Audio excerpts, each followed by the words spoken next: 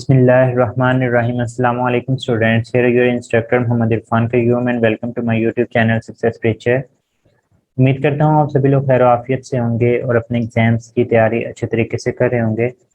बच्चे, आज के इस पर्टिकुलर वीडियो के अंदर हम लोग 12 सितंबर को मॉर्निंग और इवनिंग दोनों के कंबाइंड जो भी केमिस्ट्री के एमसीक्यूज हमें कलेक्ट हुए हैं डिफरेंट स्टूडेंट से, हम लोग इनको डिस्कस करेंगे। टोटल 47 या 48 क्वेश्चन हम लोग इसको दो पार्ट के अंदर डिवाइड करेंगे।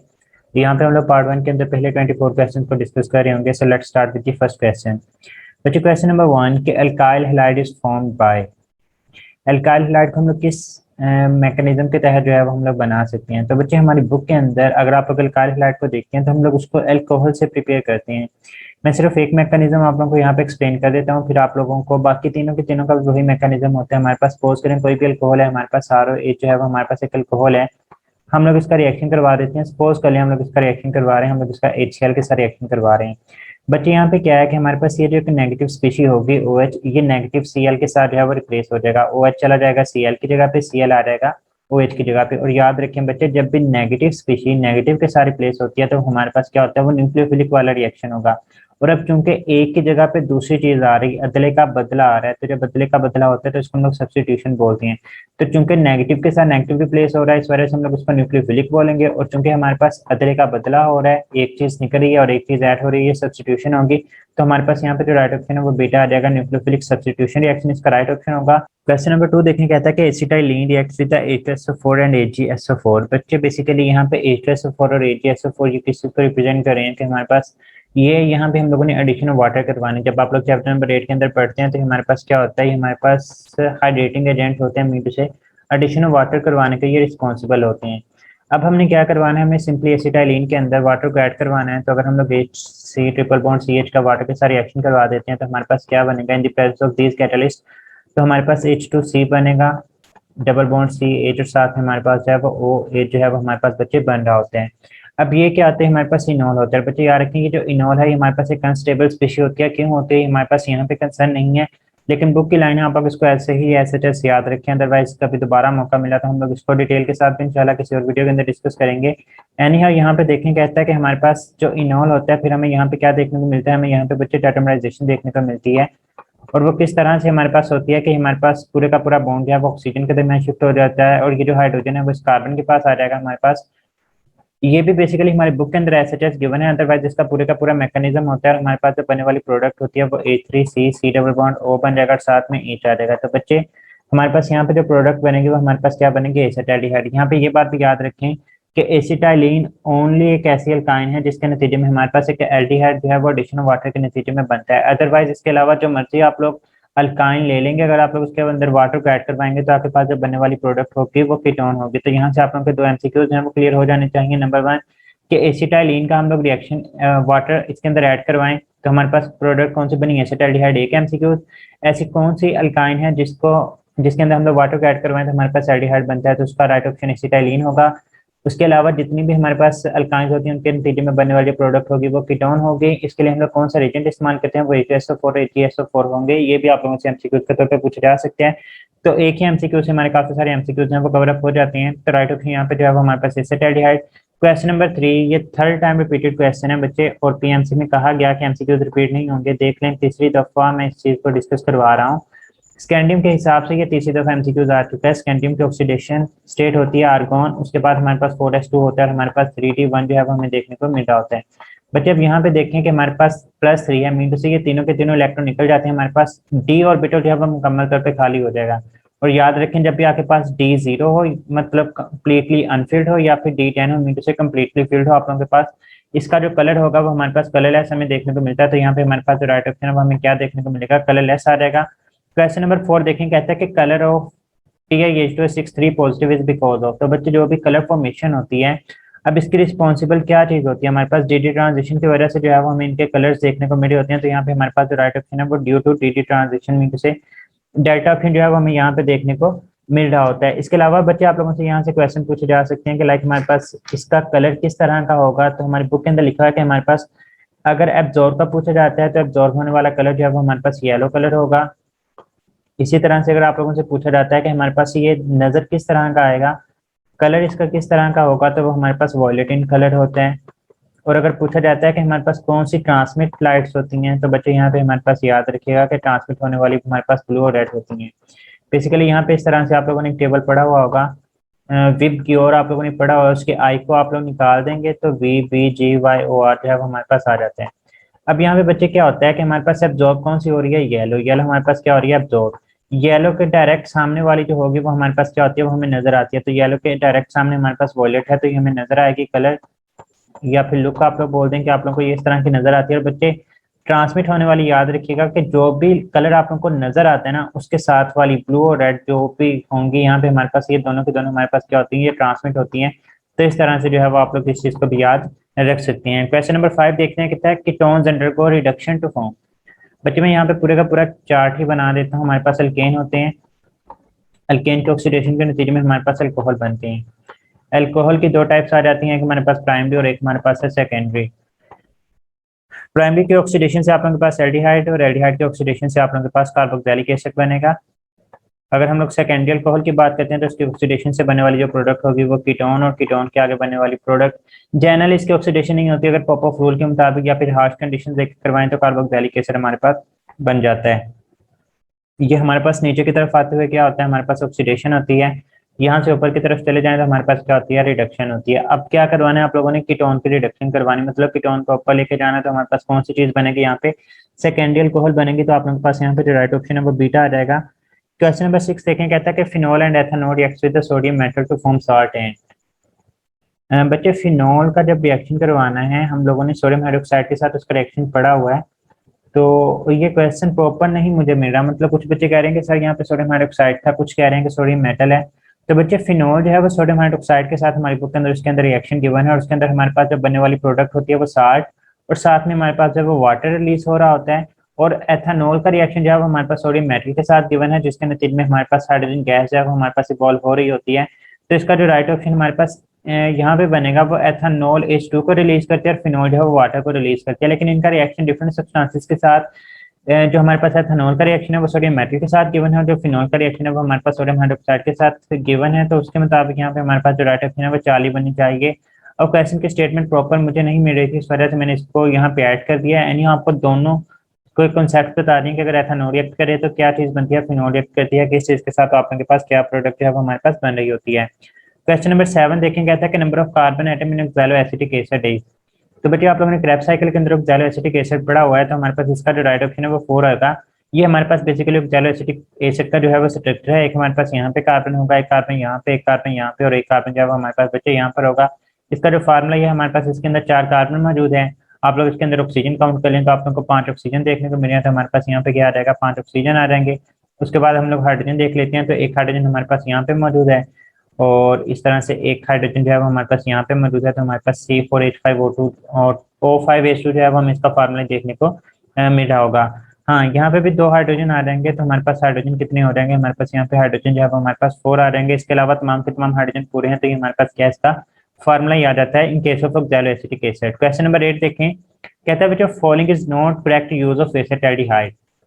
तो बच्चे फॉर्मामिंट बनाना, जिसको हम लोग, अब ये इतनी दफा रिपीट हो चुका है, आपको मुझे वैसे याद होना शुरू हो गया है कि फॉर्मामिंट को हम लोग फ्लोरोजोनिस के तौर पे इस्तेमाल करते हैं।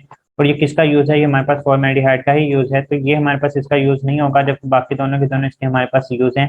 तो हमारे पास यहाँ पे जो राइट ऑप्शन है वो क्या आ जाएगा, 40 आ जाएगा। क्वेश्चन नंबर 9 देखें, कहता है कि Bakelite is a polymer of phenol and formaldehyde, phenol and methanol, phenol and methanol, या फिर बोथ का ऑप्शन नहीं था। बच्चे यहाँ पे देखें, हमारे पास जो फॉर्म एल्डिहाइड है इसी को हम लोग मेथानॉल का भी नाम देते हैं, लेकिन चूंकि हमारी बुक के अंदर ऐसे जो स्टेटमेंट गिवन है कि बेकलाइट जो है वो पॉलीमर होता है as a result of combination of phenol and formaldehyde, so the right option over here will be phenol and formaldehyde.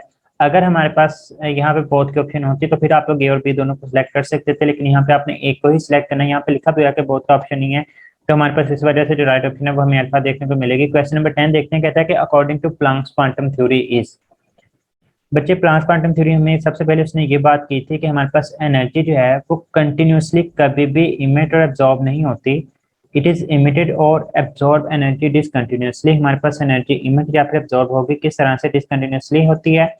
फिर वो जो एनर्जी रिलीज या एब्जॉर्ब होती है वो हमेशा in the form of packets होती है, और पैकेट्स को हम लोग क्वांटिटी का नाम देते हैं।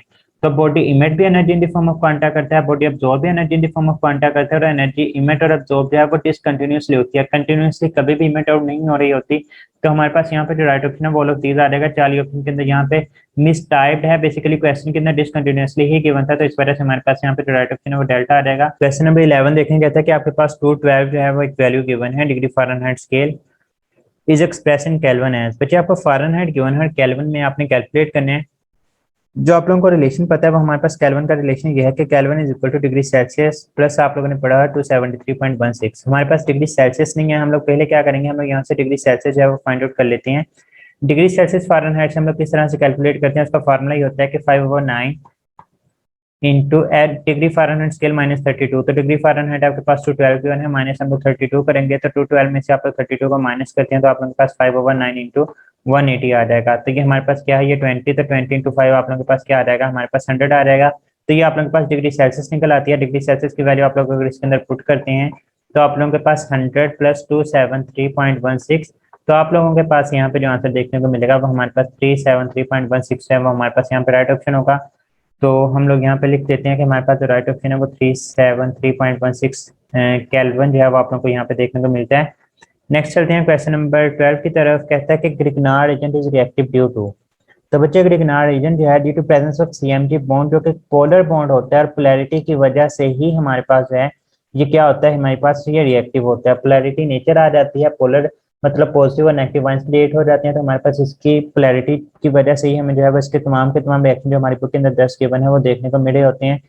क्वेश्चन नंबर 13 देखें, कहता है कि Grignard agents are made in the presence of बच्चे ड्राई ईथर। आप लोगों के पास ड्राई मीडियम होना चाहिए। अगर हाइड्रेटेड आप लोग ईथर लेंगे तो ये इतना ज्यादा रिएक्टिव होता है कि आपस में रिएक्ट करने के बजाय हमारे पास जो मीडियम हम लोग जिसके अंदर इसको इस्तेमाल कर रहे होते हैं वो उसी के साथ रिएक्ट करना स्टार्ट कर देता है, जिसकी वजह से हमारे पास जो बनने वाली प्रोडक्ट होती है वो खराब हो सकती है। तो इसको अवॉइड करने के लिए हम लोग जो है वो ड्राई ईथर का ही इस्तेमाल कर रहे होते हैं। क्वेश्चन नंबर 14 देखें, कहता है कि alpha amino carboxylic acids are converted into alpha hydroxy carboxylic acids in the presence of.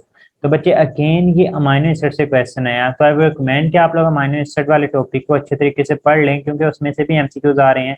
तो बच्चे वहाँ पे हमारे पास ऐसा जैसे एक रिएक्शन गिवन है, मैं यहाँ पे आप लोगों के सामने लिख के देता हूँ। हमारे पास दूसरा रिएक्शन गिवन है अमाइनो एसिड्स के अंदर, तो हमारे पास RCH है, हमारे पास NH2। बेसिकली अमाइनो एसिड को ही उसने बोला हुआ है कि हमारे पास अल्फा अमाइनो कार्बोक्सिलिक एसिड है, तो हमारे पास अल्फा अमाइनो कार्बोक्सिलिक एसिड का बच्चे जब हम लोग रिएक्शन करवाते हैं इन द प्रेजेंस ऑफ NaNO2 और साथ में हमारे पास HCl, इसकी मौजूदगी में जब हम लोग रिएक्शन करवाते हैं तो हमारे पास यहाँ पे प्रोडक्ट बनती है। हमारे पास ये जो NH2 होता है वो हमारे पास कन्वर्ट हो जाता है किस चीज के अंदर, CH, यहाँ पे OH आ जाएगा, COOH। और याद रखें यहाँ पे ये भी पूछा जा सकता है कि कौन सी गैस इवॉल्व होती है, तो हमारे पास नाइट्रोजन गैस जो है वो हमारे पास इवॉल्व होती है, और साथ में हमारे पास वाटर जो है वो हमारे पास बन रहा होता है। तो इसका जो बेसिकली रिएजेंट का पूछा गया था, तो हमारे पास यहाँ पे जो राइट ऑप्शन है वो अल्फा देखने को मिलेगा। क्वेश्चन नंबर 15 देखें, कहता है कि which is form when hydrogen is added to the carboxylic group. क्या समझते हैं आप लोग के एडिशन ऑफ हाइड्रोजन किस चीज को बोला जाता है। बट यहाँ पे कंफ्यूज हो जाते हैं, सर हमने तो कार्बोक्सिलिक ग्रुप का हाइड्रोजन की ऐड करवाने के साथ रिएक्शन ही नहीं पड़ा। तो बच्चे यहाँ पे सिंपल ये पूछा गया कि आपने हाइड्रोजन ऐड करवाना है, एडिशन ऑफ हाइड्रोजन करवाना है, और एडिशन ऑफ हाइड्रोजन क्या होता है,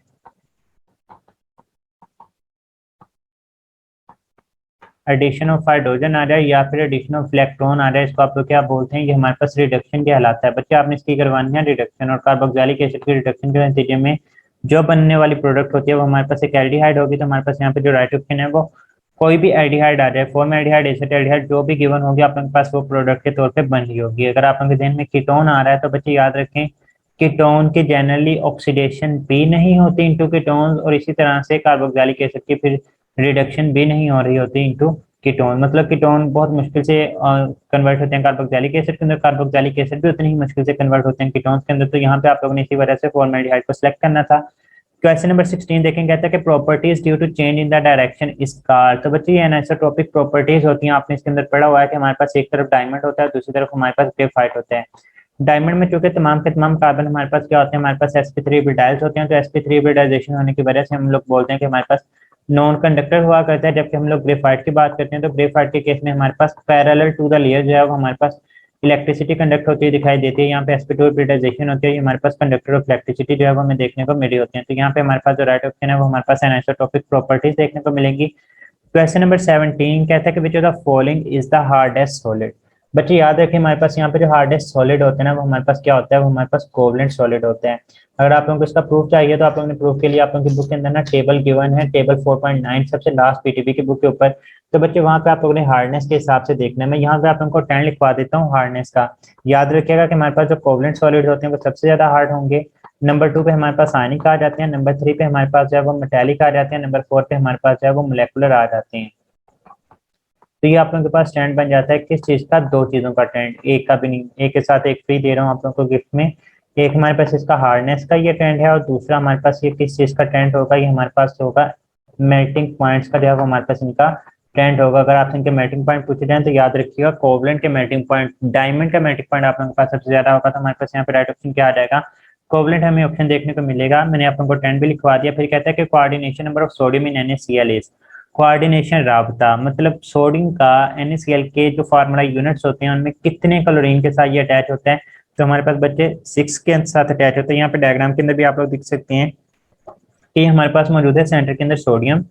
अब इसके साथ 6 क्लोरीन जो है वो हमारे पास अटैच है, तो इसका कोऑर्डिनेशन नंबर क्या होगा, हमारे पास 6 होगा। इसी तरह से क्लोरीन, क्योंकि क्लोरीन का साइज बड़ा होता है एज कम्पेयर टू सोडियम, तो हमारे पास क्लोरीन जो है बड़े साइज के साथ दिखाया गया है। नहीं, और क्लोरीन का भी यहाँ पे कोऑर्डिनेशन नंबर 6 होगा और सोडियम का भी कोऑर्डिनेशन नंबर 6 होगा। तो आप लोगों को यहाँ पे रेडिएशन 40 देखने को मिला। Question number 19, cleavage itself is anisotropic behaviour. Anisotropic behaviour, तो बच्चे ये हमारे पास बुक की ही लाइन है जहाँ पे आप लोगों के पास आइसोटोपिक गिवन है। तो उसका सबसे लास्ट लाइन के अंदर आप लोगों को ये कॉन्सेप्ट देखने को मिलता है कि क्लीवेज भी हमारे पास जो है अनिसोट्रोपिक प्रॉपर्टी होती है, because it also depends upon the direction. अगर आप लोग क्लीवेज एक पर्टिकुलर एक्सिस के ऊपर करते हैं तो आपको एक अच्छी क्लीवेज देखने को मिलेगी, लेकिन अगर आप उसको रैंडम क्लीवेज करने की कोशिश करेंगे तो आप लोगों को वहां पे अच्छी क्लीवेज मीन से मॉलिक्यूल्स की अरेंजमेंट जो है वो आप लोगों को तबाह बर्बाद होती है दिखाई दे सकती है। तो राइट होकर यहाँ पे हमारे पास अल्फा आ जाएगा। क्वेश्चन नंबर 20 देखते हैं, कहते हैं gas molecule will have the strongest intermolecular forces under. बच्चे आपने फोर्सेस को जनरेट करवाना है। तो लो प्रेशर, प्रेशर लो करने से क्या होता है, प्रेशर और वॉल्यूम का आपस में क्या है रिलेशन इनवर्स। आपने क्या किया, प्रेशर को लो, जब प्रेशर को लो किया तो वॉल्यूम क्या हो गया ज्यादा। जब वॉल्यूम ज्यादा होगा तो गैस के मॉलिक्यूल एक दूसरे से मूव अपार्ट, दूर दूर चले जाते हैं। जब दूर दूर जाएंगे तो इंटरमोलेकुलर फोर्सेस एक्सर्ट नहीं होंगे, तो हम लोग बोलेंगे ये तो नहीं हो सकता। हाई टेम्परेचर, टेम्परेचर का वॉल्यूम के साथ क्या रिलेशन होता है, डायरेक्ट। टेम्परेचर बढ़ाया तो वॉल्यूम क्या हुआ, बढ़ा। जब वॉल्यूम बढ़ा तो मॉलिक्यूल एक दूसरे से दूर दूर, जब मॉलिक्यूल एक दूसरे से दूर दूर तो उनके दरमियान जो होगा स्पेस है वो ज्यादा हो जाएगी। जब स्पेस ज्यादा हो जाएगी तो फोर्स ऑफ प्रोटेक्शन कम हो जाएंगे, तो ये भी राइट ऑप्शन नहीं हो सकता। लो टेम्परेचर, टेम्परेचर और वॉल्यूम का क्या रिलेशन है, डायरेक्ट। टेम्परेचर को कम किया तो वॉल्यूम को कम किया, जब वॉल्यूम को कम करेंगे तो मॉलिक्यूल्स एक दूसरे के नजदीक आएंगे, उनके दरमियान फोर्स ऑफ प्रोटेक्शन जहाँ पर डेवलप होना स्टार्ट हो जाती है। तो हम लोग बोलते हैं कि लो टेम्परेचर के ऊपर हमें स्ट्रॉन्गर इंटरमोलेकुलर फोर्सेज जो है वो देखने को मिलती हैं। तो यहाँ पे हमारे पास जो राइट ऑप्शन है वो 4 ही आ जाएगा। क्वेश्चन नंबर 21 देखें, कहता है कि which one has the high molecules of water. बच्चे मॉलिक्यूल ऑफ वाटर पूछे गए हैं आप लोगों से, एटम पूछे जाते हैं, मॉलिक्यूल पूछे जाए, नंबर ऑफ पार्टिकल्स पूछे जाएं, या फिर नंबर ऑफ फार्मुला यूनिट पूछे जाएं, आप लोगों ने सिंपली उसके लिए जो रिलेशन इस्तेमाल करते हैं, आप लोग रिलेशन क्या इस्तेमाल करते हैं, हमारे पास moles multiplied by Avogadro number calculate कर लेते हैं।